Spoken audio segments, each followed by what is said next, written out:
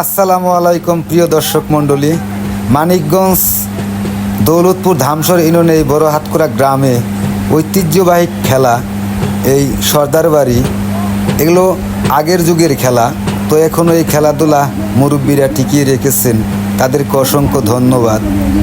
তো বড় হাতকুড়া গ্রামে একটা ঐতিহ্য আছে, বৈশাখ মাসে এই দিনে মেলা হয়ে থাকে।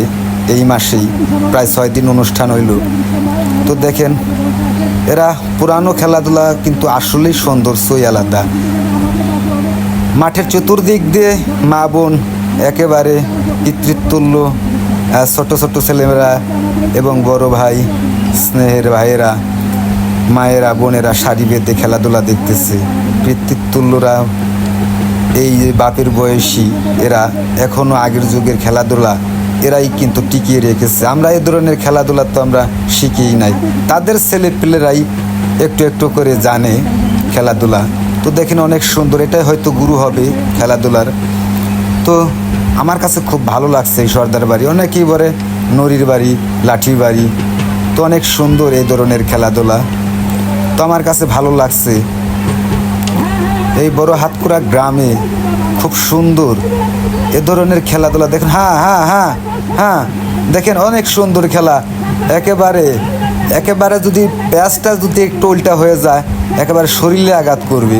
তো দেখেন এই যে যদি একটু এদিক সেদিক হয়ে যায় শরীরে লাগবে, যদি মাঠটা না ফিরাতে পারে। অনেক সুন্দর খেলা, আমার কাছে খুবই ভালো লাগছে প্রিয় দর্শক মণ্ডলী। তো আপনাদের কাছে কীরকম লাগছে আমি জানি না। দেখে এত সুন্দর খেলা, এরাই দুই ভাই খেলতেছে, একজন বড় ভাই একজন ছোট ভাই। দেখুন কেমন খেলাধুলা, কি তার ভঙ্গিমা, অনেক সুন্দর খেলা, আমার কাছে খুবই ভালো লাগছে। হ্যাঁ, কতকলিয়া গ্রামে তার ভারী। তো দেখেন এই যে অনেক সুন্দর খেলা। এই যে দেখেন বড় ভাই বলে তিনি কিন্তু নড়ি দিয়ে ছোয়ালেন না, জানে নড়ির বাড়িতে তিনি ব্যথা পেতে পারে। তো অসংখ্য ধন্যবাদ তাকে সম্মান করার জন্য। মহা হলেও তো তানি বড় ভাই, তার বয়স হয়েছে, হয়তো তার হাত পা একটু নড়ছে চড়ছে কম, তবুও কিন্তু এখনও যে খেলাধুলা উনি করছে, এটাই তো অনেক ধন্যবাদ তাকে।